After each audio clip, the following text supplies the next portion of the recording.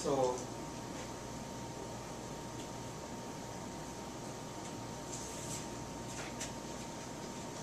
I'm going to continue the discussion of the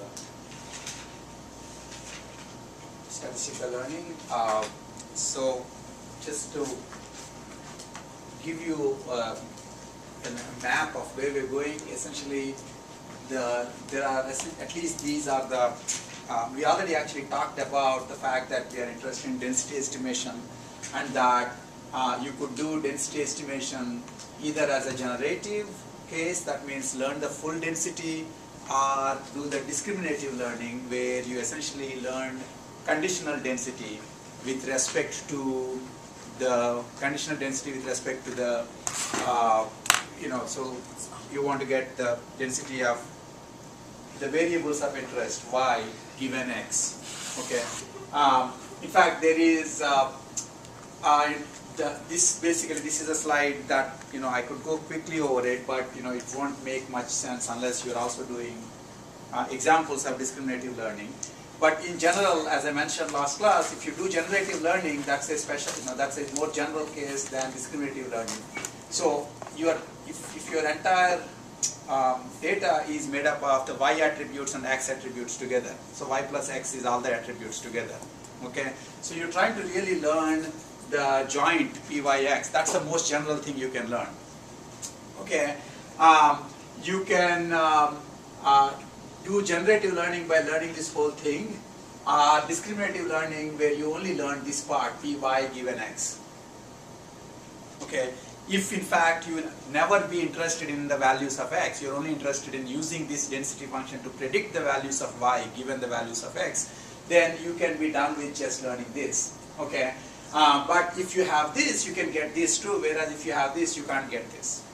Okay, so that was the point, that if you only learn this and certain values of x are missing, you don't know what they should be. Okay, but you are assuming that you will never be asked about the values of x, you'll only be asked about the values of y. So in those cases where there is a distinction as to what the output variables are and what the input variables are, it's worth doing discriminative learning. And then, essentially you tend to wind up not, in doing this, what you wind up doing is you are not going to have to deal with the dependencies between the xi's themselves. You don't model them at all. So you're only learning the dependencies between xi's and yi's, but not across the xi's themselves. And so we might, those, I think an example of discriminative learning in the context of graphical models is conditional random fields, which we will probably, I don't know whether we'll actually talk about it here, but you may have heard about it in some places.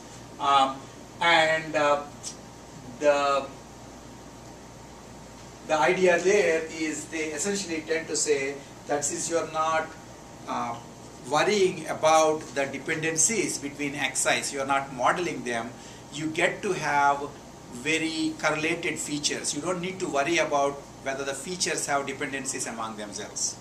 Okay, so in a conditional random field kind of a model, the input features can be arbitrarily correlated, but you don't care because you don't model that. You only model the dependencies between xi's and yi's, or you learn that model. Okay, anyway, I won't go into much more of this. So that's one axis, whether you're learning the full joint or just the conditional. And the other axes are, what is your philosophy of learning? Is it Bayesian, MAP, or MLE? And we talked about the fact that Bayesian is and of course we also talked about the fact that this whole philosophy is from the Bayesian viewpoint. This is the right thing to do, this is the cheaper thing to do, this is the cheapest thing to do. And then it turns out the MLE is also approximately what you would do if you just do non-Bayesian, that is frequentist learning. In which case, basically, you would come to this place from a different direction. But here we'll just assume that we're thinking in Bayesian philosophy. So we have Bayesian philosophy, but may not do full Bayesian learning. We might do just MLE mostly. Okay. And then, of course, whatever you're trying to learn, we'll assume that we're learning the joint for now, but whatever density function you are trying to learn, you need to provide a model for that. I mean, what is the way you're going to represent the learned density function? Okay, and we will assume in this lectures, and this is basically is that what you do is you would assume that they are modeled as graphical models of probabilistic distributions. So there are two main ones: Bayes networks and Markov networks, and we'll mostly look at Bayes networks in the beginning. Because I know that Bayes networks were done in 471. Most people haven't done Markov networks at all. Okay, and then so you could be learning Bayes networks or learning Markov networks. You could be learning, and when you are learning it, you could assume that the topology is given already, and only the CPTs have to be learned, or that neither topology nor CPTs are given. In which case you have more to learn. So you only know the attributes, so you need to first figure out the topology of the Bayes network and then figure out the CPTs. Okay. You could also have assume that all the attributes you have are all relevant, in which case they all will be part of the network, or some of them are irrelevant, in which case you have to figure out which of them should be not even be modeled in the network. So that makes it even harder. Okay. And then, so in general, as I pointed out, that when you are learning topology, when you're throwing in more and more irrelevant attributes, edges between every attribute and every other attribute, then what happens is the likelihood of the data just keeps increasing. In fact, I'll make you do a homework problem which shows that if you start with a Bayes network and just add extra edges, the likelihood of the data can only increase, it won't reduce. So because of which there is a worry that you will wind up throwing in all the irrelevant attributes in, and this is Bayes network learning's version of the overfitting problem. Okay, and then finally we may not even know what the relevant attributes. So basically in this particular case, we at least relevant attributes are given. Here we may not even be given, and only the topology has to be learned. In this case, topology is being given, only CPTs have to be learned. In this case, you're given a whole bunch of variables, some of which are relevant, and so they take part in the topology, and then you need to learn the CPTs with respect to them. Okay, so, and obviously, as you go down from here to here to here, this becomes a harder and harder problem. Okay, between Bayes and Markov networks, in general, there is no extra difficulty.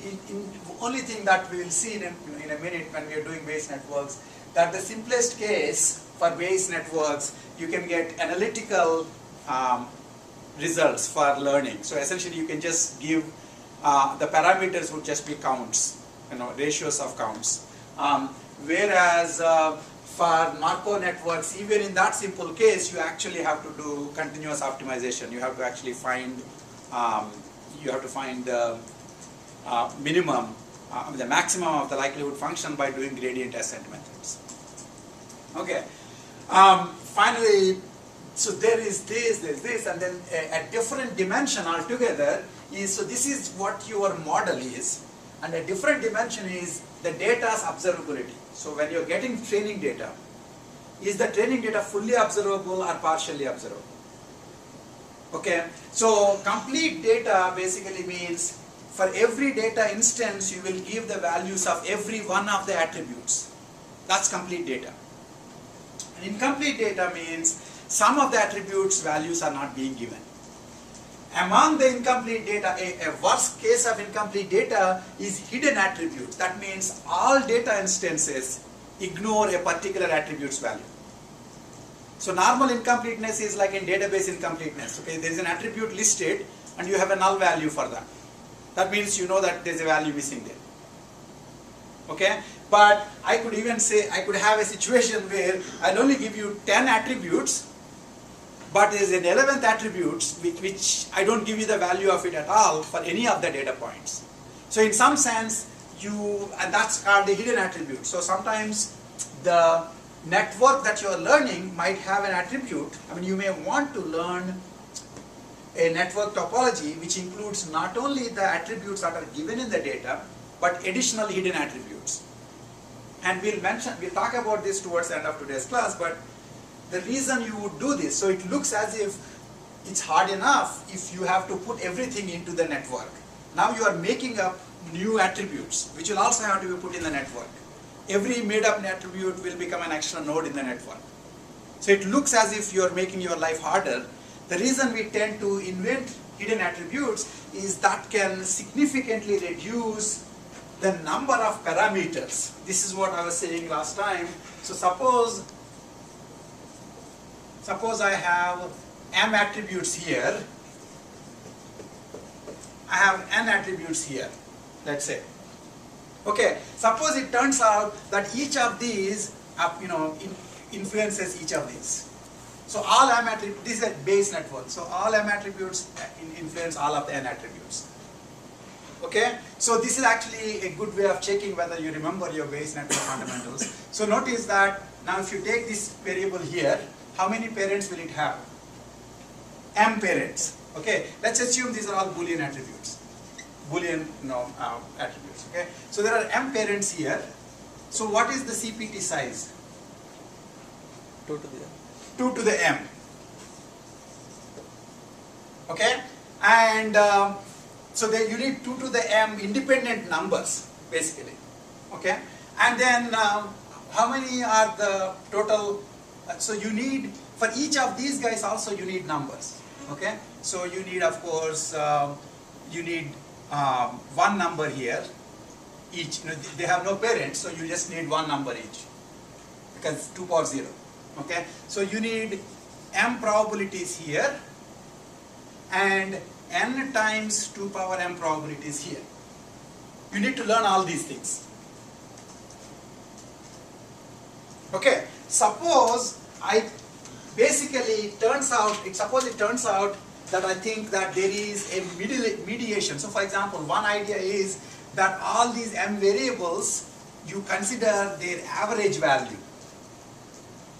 And it's this average that affects every one of these.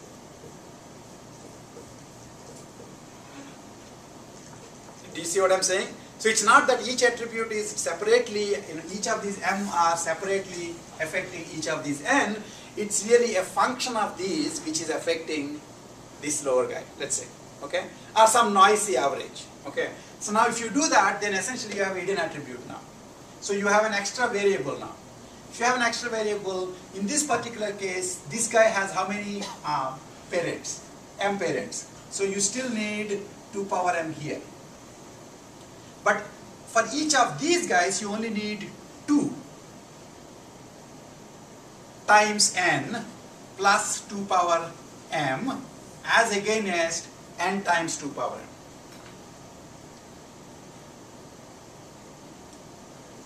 Do you see what I'm saying? So you reduced the number of parameters you need to estimate. Okay, but of course, this is if you have a rich uncle and who told you that there is a specific hidden attribute that you are supposed to put in there. If not, then you will try putting in all sorts of hidden attributes and see if they work. So the normal reason as to why you consider hidden attributes at all is because it could reduce the number of probabilities you have to actually learn. And in general, you would need the number of data, the amount of data you need to learn a set of parameters with confidence just keeps increasing. I think for Bayes networks it's like square. Okay, so if you need, k parameters, you need at least k square data. Okay, and so basically by reducing the number of parameters, you can get by with much less training data. And in learning, that's the game. A good learner is one which can get by with less amount of data. Right? I mean, it doesn't really matter how much thinking you do with each data point. The data is hard to come by, so a good learner is one which can learn what it needs to learn with confidence with less amount of data. Yes? Suppose we had 2 random variables, one, for example, for high blood pressure, and one for some medication. And suppose in reality, kind of, if you're taking the medication, it's kind of dependent on whether you have high blood pressure or not. Mm-hmm. There's a difference between, if I just say this guy if I see this person with medication, then I can conclude normally that he would have high blood pressure. Whereas if I give him this medication, I can't. So there's a difference between a regular Bayesian network and a causal one. That's The fact right. that I cause I'm not, I don't know, I can answer that right now. Okay, we can talk about it outside. Okay. Okay, so that's the reason why, so there is a separate case which is observability of the data. Okay, and then you can pick a point here, and a point here, and you'll get a learning scenario. So I can say, I want to do Markov network with topology given only CP is to be learned, with MLE and complete data. In fact, what we'll first do today is MLE, Bayes network, topology given CPT is to be learned, complete data. That's the first thing we'll learn. Okay, and then we will, after that, we will do Bayes network, complete data, Bayesian version. So instead of MLE based learning, we'll do Bayesian learning. Okay, then towards the end of today's class and next class, we will do Bayes network, hidden attributes or incomplete data with MLE. That's called expectation maximization. That's the EM algorithms. Okay, and then we might mention a little about Bayes networks, topology not given. And then, of course, when the topology is not given, you can't just use MLE. Either you have to use MLE plus some penalty for the complexity of the network, or you have to use actual Bayesian learning. Okay. One of the things that we'll see today is, as good as Bayesian learning looks on paper, it is quite intractable in practice. Okay. And so people wind up not doing it, even though that's probably the gold standard. Okay. But on the other hand, it's also the case that what's intractable today might become feasible tomorrow. And in fact, there's a lot of work being done where, in fact, Bayesian learning is sort of the more state-of-the-art work that's being done in statistical learning. Okay. So the agenda is, we shall focus on density estimation tasks and consider generative case first. We will focus on Bayes networks first, and if we have any time, we'll consider Markov networks. But most likely, I won't, because to even talk about Markov network learning, I need to first explain to you inference on Markov networks.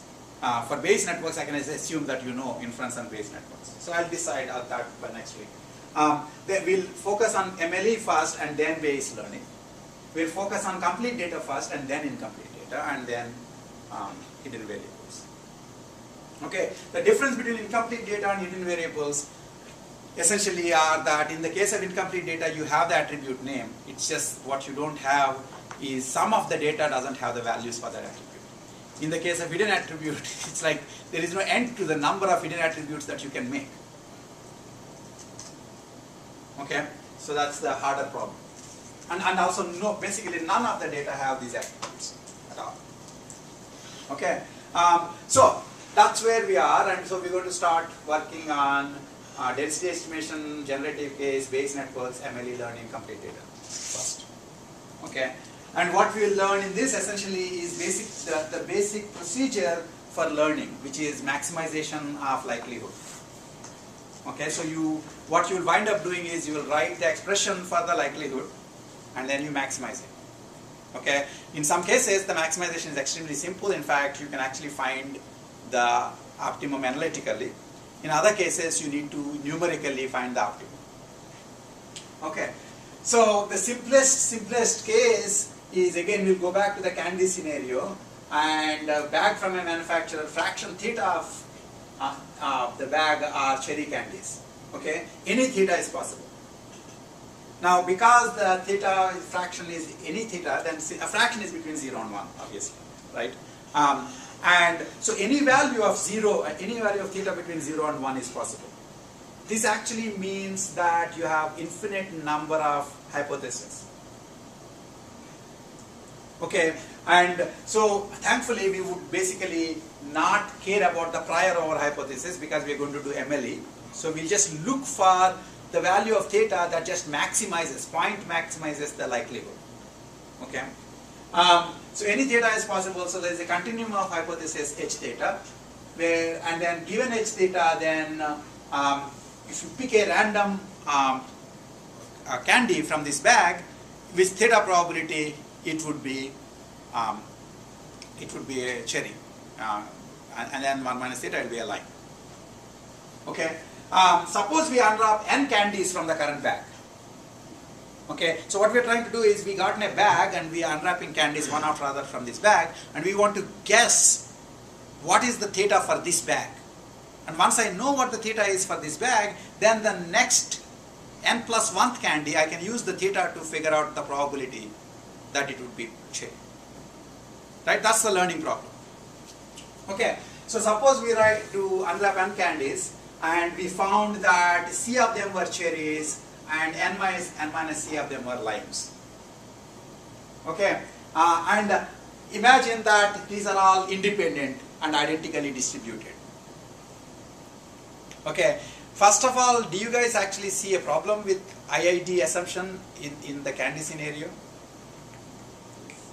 Well, are you putting them back?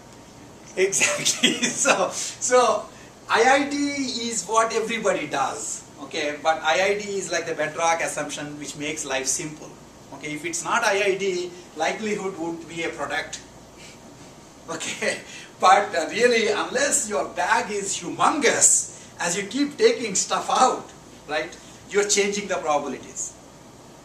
They're not independent and identically distributed. Okay, and normally this is why in your earned model you pick with replacement. But in the candy model, it makes no sense to pick with replacement, because you see, you unwrap the candy, I don't know how to put it back again. And if you do, at least no kid is going to come to your home for Halloween, right? You know, I've already tasted them; they're all good.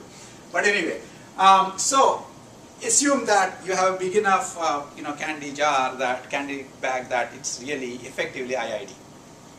Okay. If it is IID, then the probability of the data given h theta, where h theta is the unknown hypothesis, and the hypothesis is completely parameterized by the probability theta that a random candy would be a cherry candy. Right? Okay, so then that would be essentially, since each of these data points are identically distributed, then it will just be a product of the individual data points likelihood given the hypothesis. So the point of IID is, the point of the independence part is to convert this into a product. Point of the identicality part is then to say each of these guys will have the same distribution.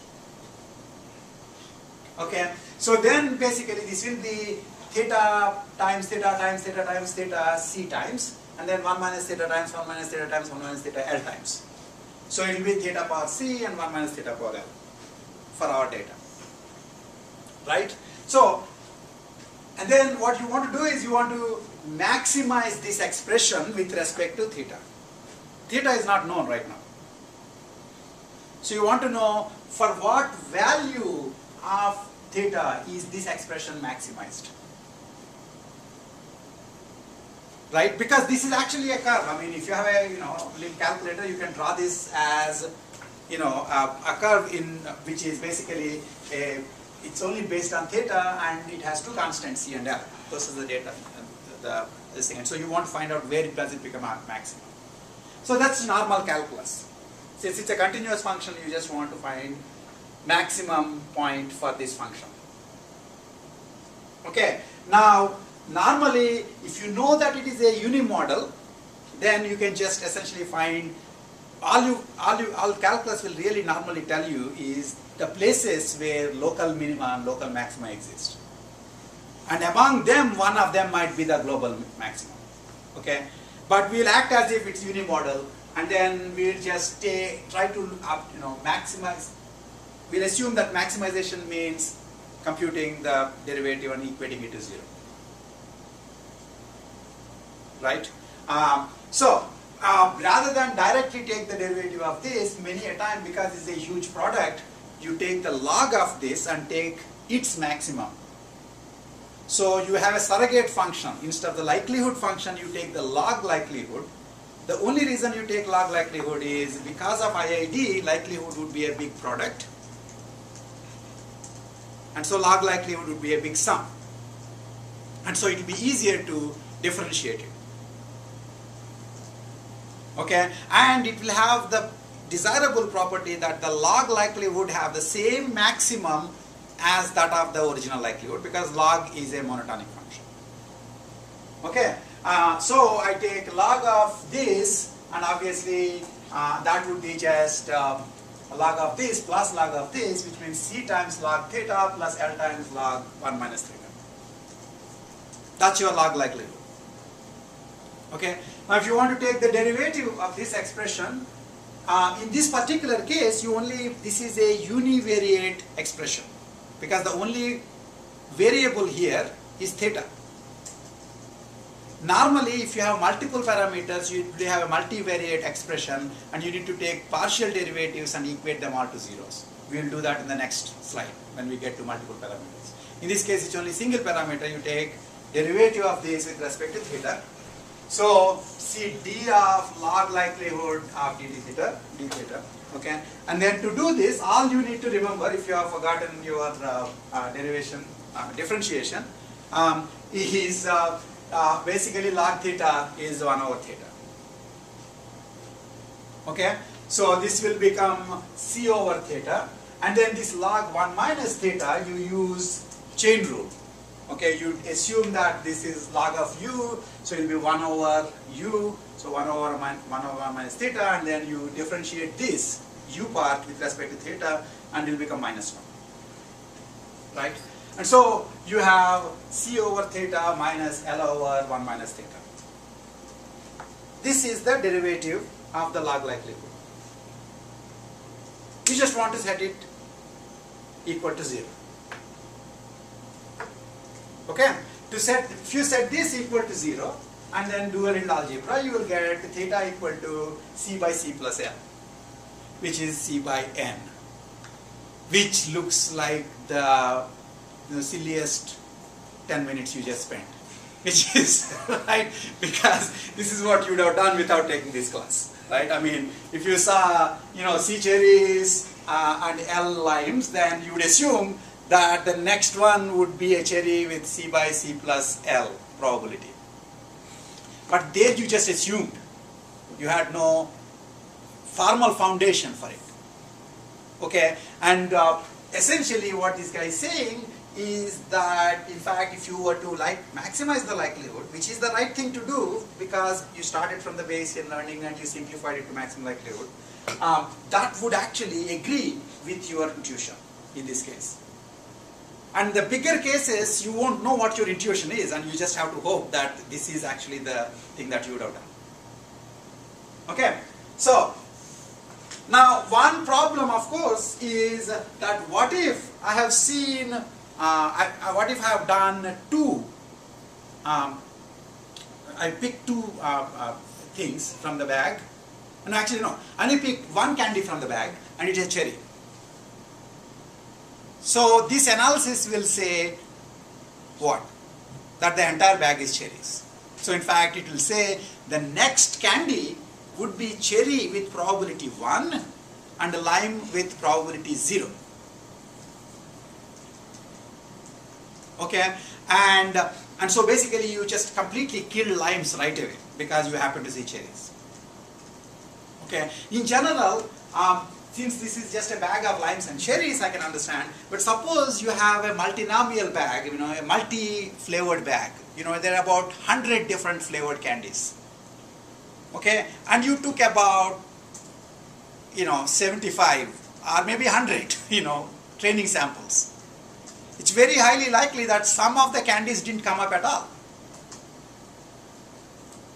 Right? So because of that, you assume that those candies are not present in the bag at all.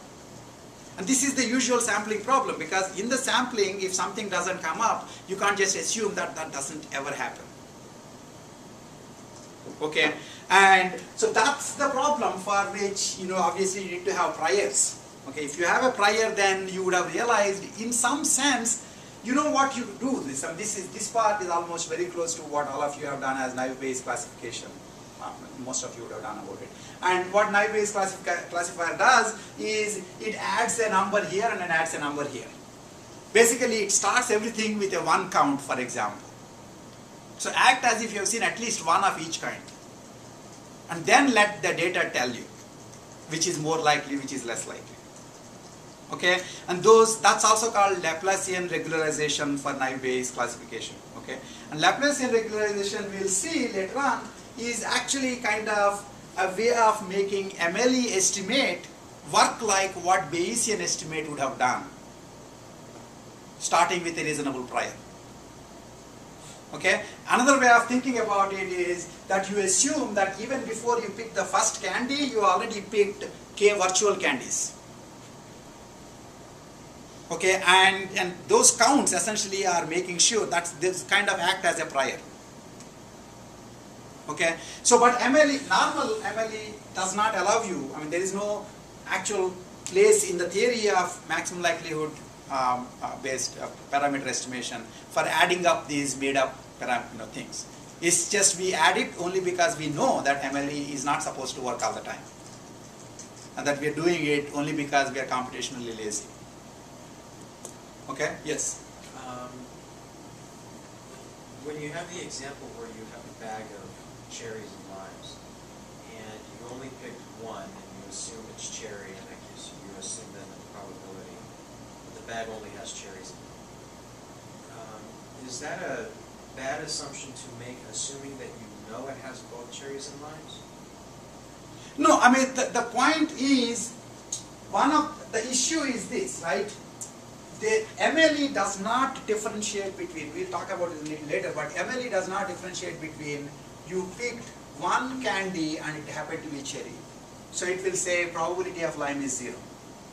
You picked 200 candies and they all are cherries.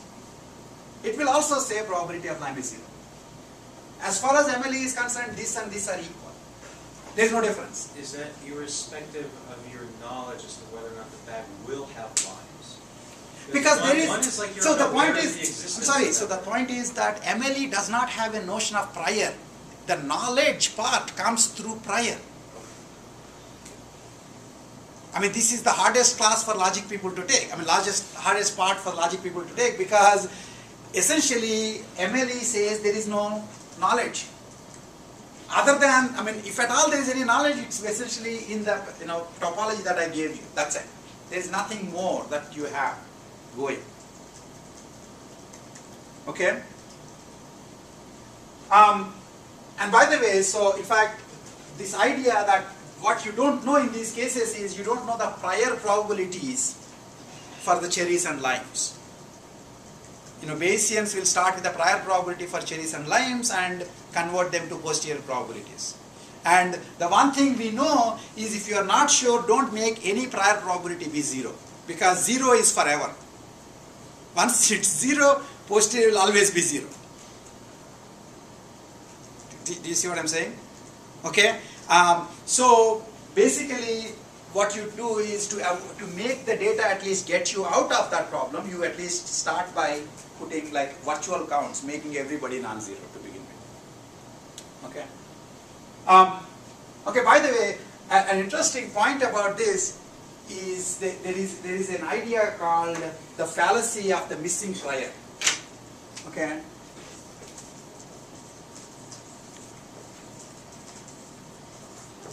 Which is basically the explanation of the hypochondria all of us have. Hypochondria is assuming that every disease out there, you're actually suffering with it. Okay, and so suppose you start having some funny itch here. So clearly you have a Google search engine, so you search and say what are all the diseases that have this itch, and then it will basically show some disease, and then you'll say, okay, that disease according to that has these are the symptoms. Oh, and you'll actually realize that you have about 20 of those symptoms of the 29. So you're pretty ready to give up life, and you go to your doctor and say, this is what all these advertisements are. Go ask your doctor, right? So we all go to the doctor and say, doctor, I'm sure I'm suffering from this disease. Please just go ahead and give me the the medicine for it. Okay, and you cannot, and the doctor can't say you are not because you are sure, Google told you so. Google said you have these symptoms and this disease leads to these symptoms. What Google doesn't tell you and what doctors know is the prior. Okay, that's the experience part. Okay, so for example, there are a variety of symptoms that are caused both by Ebola virus and the common cold. And Google won't tell you that the prior for this is much less than prior for this. You know, they're just, in fact, you can easily make Ebola virus page come as the number one if in fact there was big news item going on. And the reason you actually check this is because a particular, Ebola virus or H1N1 virus is in news all the time, so you're pretty sure that you are suffering with it. Right, just as I think most of us are thinking that our homes are infested with bed bugs right now. Okay, because that's where everything is happening, so I'm pretty sure if I kind of feel itchy, I'm sure it's because of the bed bugs. Okay, the question is what's the prior? Okay, either you can actually wait for a long time and do a lot of examples and see if the hypothesis still holds, which is what MLE will say, or if you want to jump to a conclusion and go to your doctor's office with 1 or 2 examples, you need to have the prior, which you unfortunately don't have. So you do MLE and then you go pain your doctor. Okay, that's basically what, that's the missing prior issue. What diseases are more likely a priori versus less likely a priori. Yeah. Suppose to start with that we didn't know what flavors of candies were there in the bag. Then that would be a case of hidden variables or? What what flavors basically is actually case of not knowing, well, it's not knowing the domain. So because the flavor has a domain. Yeah. Okay, currently you are saying there are only 2 flavors, cherry and vanilla. And if there are more flavors, then that means then essentially you have a variable with unknown domain. That is sort of like hidden variables. It's not exactly. Okay, you could so it would have become hidden variables if you, instead of thinking about flavor as a multi-valued variable with different values, you decided to have your Bayes network be flavor is cherry as one variable, flavor is lime as another variable. Then a completely new flavor comes, then you have to put that into the network. Okay. Okay, so that actually, by the way, brings up an interesting issue. On one hand, we say we don't have background knowledge, but on the other hand, basically saying this is the one for which I'm learning the model is sort of background knowledge. Okay, this is exactly what happens currently in machine learning in even non-statistical learning scenarios. Okay, you say, I'm only dependent on the data. But most of the time, you describe the data in terms of specific features. That means that amount of feature engineering is already made. Okay, and it's just that is the knowledge that is used beforehand, and the learner, by the time the learner gets the problem, there's been some engineering that's already been done. I know that only the flavors can be cherry and vanilla, cherry and lime, so I just put that. Okay, yes? So you mentioned that there's one method which basically assumes that you've seen one instance of each flavor to begin with. No, yeah, that's called Laplacian smoothing. So if you do that, is the intuition for that, if I know that the candies have these flavors, and I haven't opened the bag yet, it's reasonable to assume there's at least one of these flavors in there. Yeah, and the technical reason really is, if you assume anybody is 0, then 0 is forever. That's the reason in naive Bayes classifier you do regularization, because 0 gets into the multiplication, and it just makes the whole thing 0. 0 is a special number, unfortunately. Okay, and so you don't want anybody to become 0 unless you are like metaphysically certain. Okay. Okay. So basically, whatever we did here, as simple as this is, it tells you steps in the maximum likelihood estimation based learning. Okay. So first you write down the expression for the likelihood of the data as an expression as a function of the parameters. That's what we did. This. Then you write down the derivative of the log likelihood with respect to each parameter. That's what we did. In fact, in this case, there's only one parameter, so you wrote the derivative. Then find the parameter values such that the derivatives are 0. Okay, you can do it in two ways. One, and of course, here we did it, and it was very simple. Basically, you just had, you got an equation, you solve that equation, and you got the answer. Normally, this path can become hard, and it can become hard in two different ways. Okay, one way is the individual partial derivatives lead to nonlinear functions. So basically, there is no real reason why the partial derivatives that you got here had only theta and 1 minus theta. Why can't it have 1 minus theta of power n? Depending on what you have here, you could have higher powers of theta, for example. So it could be a nonlinear equation. And so solving a nonlinear equation would be a little harder than solving a linear equation. Okay? The second is individual partial derivatives will involve more than one parameter. Okay, one thing that we'll see in this case, there's only one parameter, and so the derivative actually involves just that parameter. And in the next problem we'll see, we'll have multiple parameters, but each partial derivative only involves one parameter. So when you set it equal to 0, you just get an equation for just that one unknown. So there's no simultaneous equations with n unknowns. There are n independent equations with n unknowns. Just a second. Okay? And in that case, you essentially have simultaneous equations. And you can have both of these. You can have simultaneous nonlinear equations that need to be solved. Okay? Because of which, actually, MLE maximization would involve actual continuous function optimization ideas. So you would essentially wind up doing gradient ascent. So you'll compute the partial derivative as a vector, and then you essentially take a step, because you're optimizing, you take a small step in the direction of that vector until you reach the optimum. Okay? Now, there are some cases where it turns out that the MLE function will not have a single optimum. There can be multiple, it may have multiple local maxima. In fact, we will see when we get to EM, the hidden data case, we'll realize that for the hidden data case, the likelihood function would wind up not having a single optimum. So if you do gradient ascent, the best you can do is finding a close by local maximum. That's it. And that may not be the very best learned parameters you could have gotten, but that's the only thing you can do. Okay, so although this looks like it's, statistical learning is all child's play, really it's the simplest case that can happen to you. Doing these same steps, you can find yourself actually doing numerical optimization. You can find yourself doing gradient ascent. Okay, in fact, we will see gradient ascent come in EM. Okay, which we will talk about next class. Okay, and what's interesting about EM is normal gradient ascent will compute the gradient and take a step alpha size in that direction. What EM says, and then that step size essentially is independently determined. That's called the learning rate. And in the EM algorithms, what we'll find is there is a non-uniform step size that is based on something else. We'll talk about it later.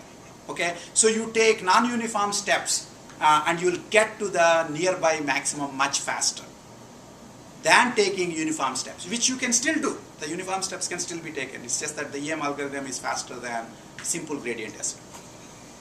Okay, so this slide is basically what kind of underlies, and all these difficulties are there. It's just that this is the simplest case possible. So as I said, in the EM case, we will do actual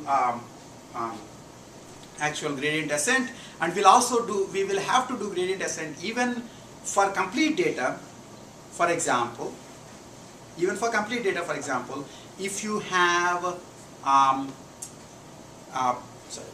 for Markov networks, and even for complete data for Bayes networks, if the parameters are entangled, that means, for example, you might have one parameter determining there are shared parameters across the CPTs of the Bayes network. Okay, now I'm kind of going too far. Let me actually look at this was the dumbest Bayes network you could have seen. It's a Bayes network with one node. Okay, so let's look at a much less dumber and highly sophisticated two-node network. Okay, the importance of the two-node network is that it actually has multiple parameters.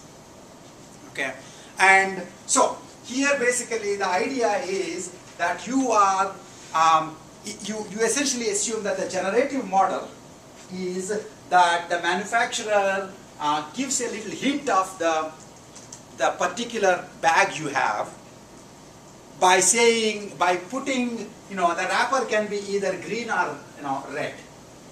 Okay, and if they think, if the limes are too many limes, then with a high probability they'll put it a green wrapper.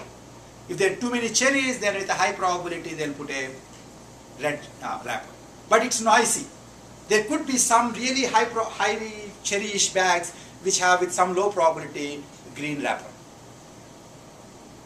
Do you see what I'm saying? Okay, so now of course, so the wrapper is a symptom of the flavor. And flavor itself is the symptom of theta, actually, which is not being modeled directly here. Okay, so now the data right now is a two-tuple. Previously the data is one tuple, which is flavor equal to this, flavor equal to this, flavor equal to this, flavor equal to this. Each data point is just flavor equal to this. Now the data is two tuples. Okay, when you pick a candy, right, you now saw two things: the wrapper color and the and then you get to actually eat the candy and you know the flavor of the candy, or eat or smell it or whatever, and you got the flavor of the candy. Okay, so two tuple data. Okay, now but for it to be generated, you need a Bayes network like this. Essentially, the flavor is determining the wrapper. Okay, and then the flavor is basically itself, prior probability of flavor being something is theta.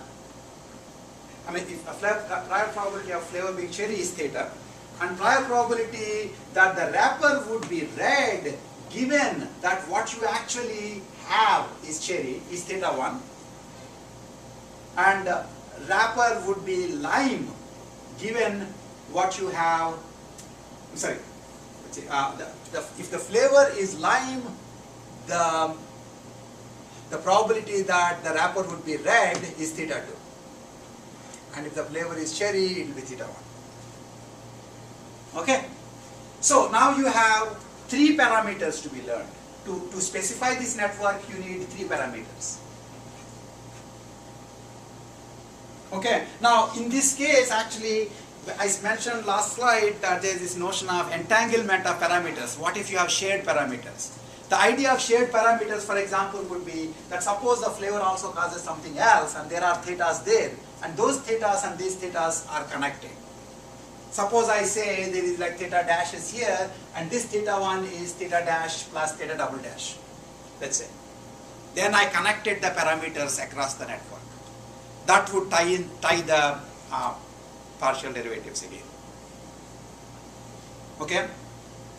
Anyway, so here of course there are different parameters, there are three different parameters. Okay?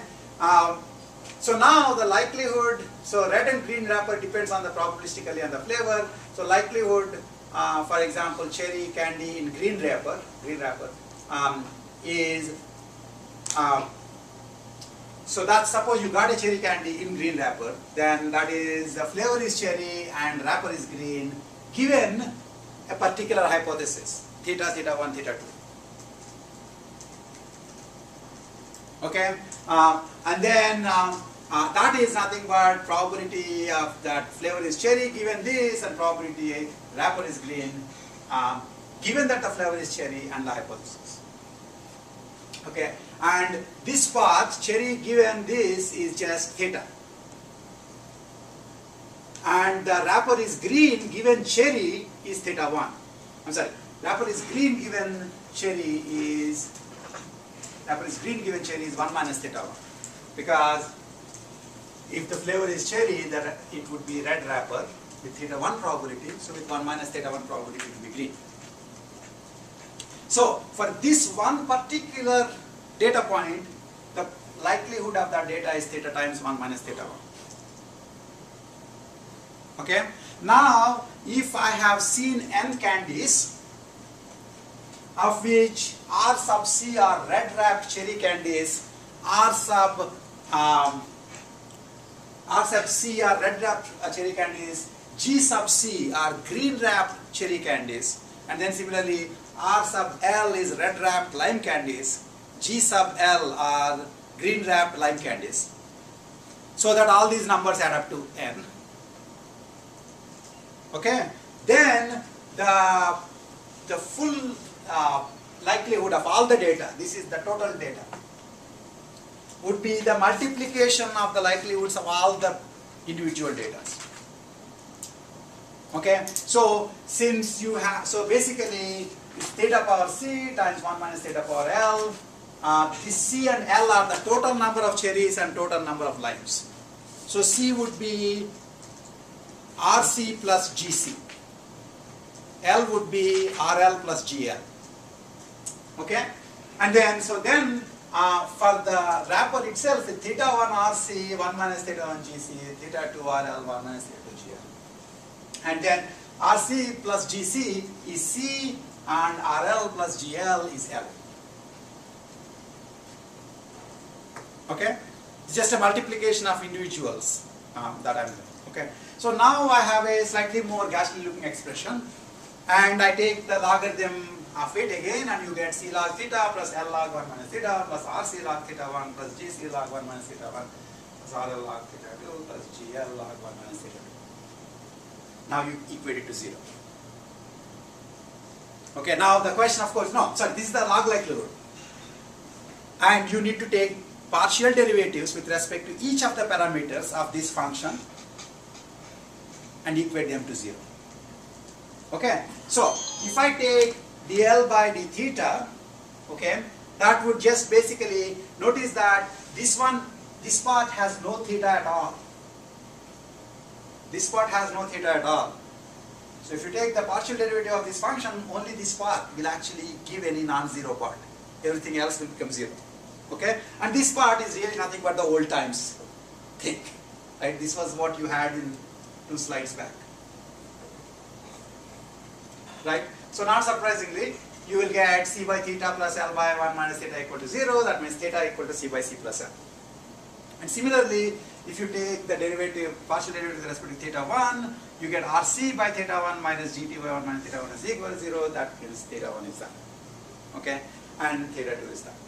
Now, all of them intuitively make complete sense. Okay, basically, if you find C cherries out of n candies, then C by n is the fraction of cherries you expect to see.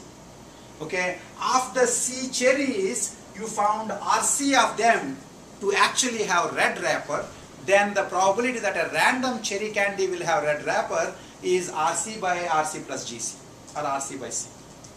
And similarly for lime.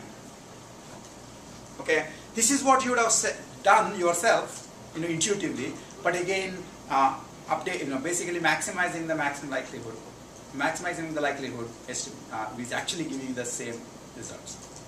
And this also tells you what I was saying earlier, which is when you have multiple partial derivatives, individual partial derivatives might be nonlinear functions, and individual partial derivative might have more than one parameter. In this case, it turned out neither of those happened. Okay, now the good news is, for any Bayes network with tabular CPTs, any Bayes network with tabular CPTs, okay, and non-shared parameters, that means each table has its own parameters, and complete data, you will have exactly this situation.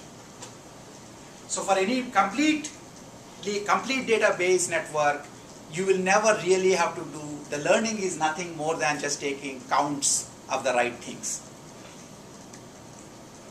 Do you understand what I'm saying?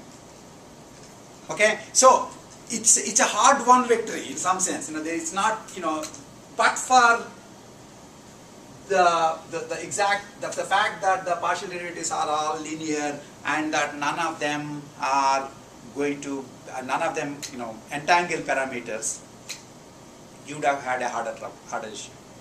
So this won't hold for Markov networks, it turns out, because in Markov networks there is a normalizing constant over the entire distribution, and that constant winds up picking every parameter.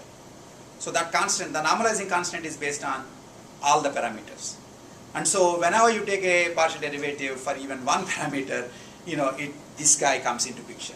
And so it ties up all the equations together. And so you normally have to do, so this is basically what you expect to do in general. If you don't have to do it, that's because you're lucky. And you are lucky for Bayes networks with unshared CPT parameters and complete data. That's the only time you will be guaranteed to be lucky. Any other time you will have to do this. You'll more likely have to do this. Okay? So no entanglement of parameters for complete data for Bayes nets with known topology and tabular CPTs. Again, I said known topology, basically I already given you the topology, right? If the topology is not given, that's like incomplete data. And again, this won't hold there. Next week we'll talk about incomplete data and we'll see this won't hold. Okay? And these are the reasons that we just mentioned. And I also mentioned here that Markov networks, this won't hold, even for complete Markov networks. But that's not the end of the world. Okay? People don't give up when they have to do gradient ascent. People only give up when they have to do gradient ascent, and the gradient is hard to compute. And the function has multiple maxima. Then they start looking really sad. Okay? And so in fact, for Markov networks, it turns out that the likelihood function is convex. And so in fact, gradient ascent will get you there. For incomplete data, likelihood function is not convex. So gradient ascent will get you somewhere. May not be the optimum. It will just be some local optimum. Okay? Questions? Okay. So celebrating the ease of learning for Bayes networks with complete data. So we just noted that if we know the topology of the Bayes net and we have complete data, then the parameters are unentangled and can be learned separately from just data counts. That's a big deal in essence. Okay? Now if you don't have complete data, you're dead. If you don't have topology, you're dead. Because not having topology is even worse than not having complete data. Because you have to then search over all possible topologies. Okay? Actually, in fact, if you have complete data and unknown topology, that's a sort of an interesting scenario. Okay? So you assume that the topology of the network won't contain anything other than these two variables. Let's say, of course, with two variables, what could you have done? You could have had, how many Bayes networks are there with two variables? Bayes network topologies are there with two variables? Three. Okay? The two things are independent. In one case, that guy is top and this guy is bottom, the other case, the opposite. 3. Okay? With n, you should try this. With n variables, how many Bayes network topologies are there? That's actually equivalent to the number of directed acyclic graphs that you can draw on n vertices. It's exponential. It's actually, I think it's double exponential. You should check. It's pretty sad. Okay? But, so what you would have to do is, you have to make each topology as your possible topology. And then since you have complete data, you can find out the parameters, right? And then you can find out the likelihood of the data with respect to that topology. Okay, you know that as long as you stick to this topology, then likelihood would be the maximum for the parameters you learn. But when you have two different topologies, then the maximum likelihood each of these topologies gives to the data would be different. So then you pick the one with the higher maximum likelihood. But that's where things start getting crazy, because if you have, let's say, a network on 3, if you have a situation with 3 nodes, and originally you have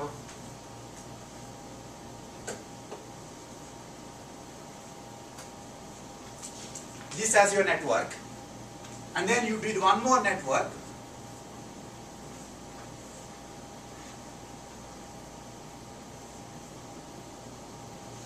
that's possible, right? Okay, then it turns out this guy will always give equal or higher likelihood to the data than this guy. Right? So then you will eventually get just complete things. So that's why what you have to do is you have to put a likelihood, you need to have a network score, which was supposedly the pH, the prior of the hypothesis, essentially. And you normally wind up making the network score be some function that penalizes the complexity of the network.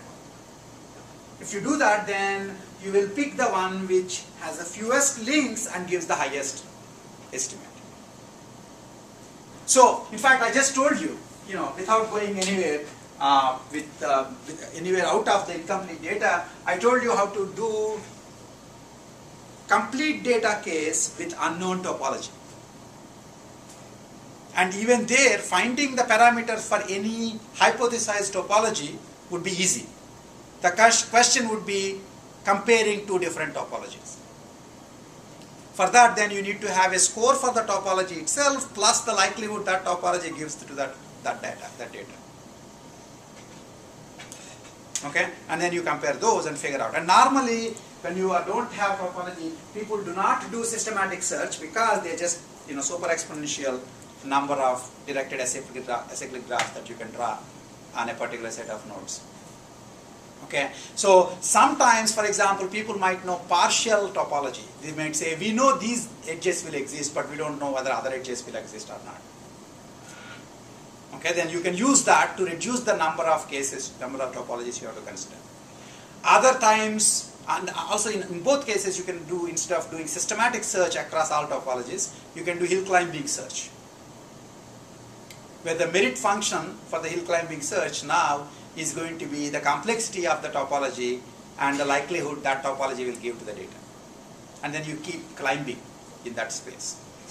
And I would say hill climbing because essentially these are discrete. Topologies are discrete. Okay? So that's how you do structure learning. Okay, now structure learning with incomplete data is a different beast because incomplete data with a known structure itself is pretty bad. Okay, and we'll talk about more of that next week. Couple of things I want to do before we go off.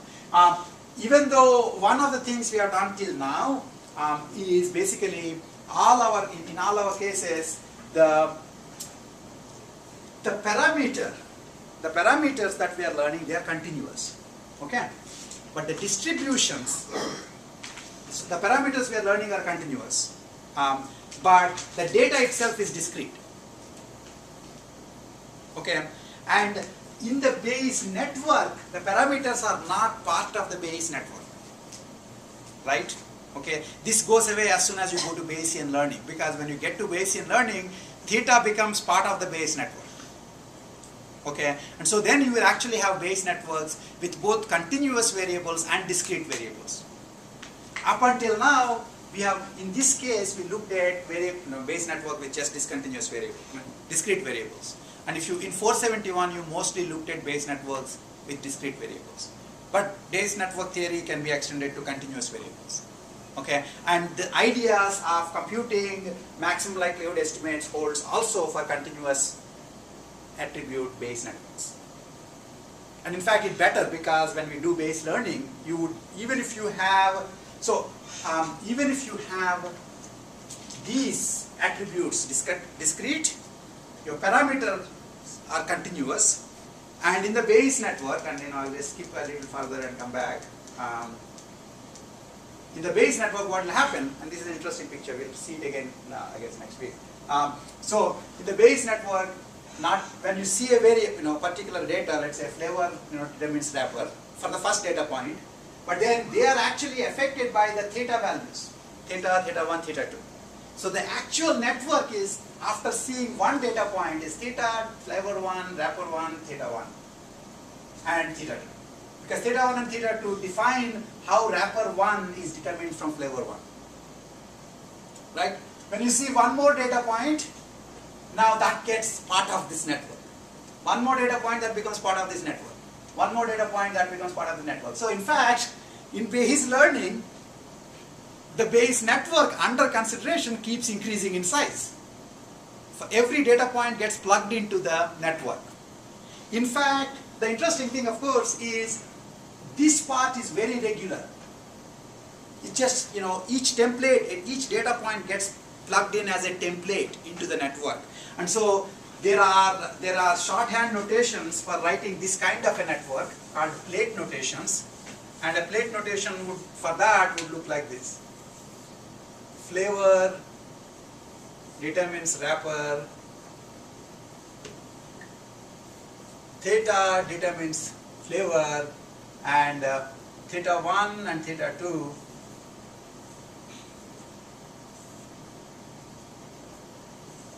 determine wrapper. And that plate is this little rectangle. What that means is you just keep expanding this. For every instance, you put that once more. Okay. The reason this is actually needed in the Bayesian learning is that as the data comes in, you throw it into the network,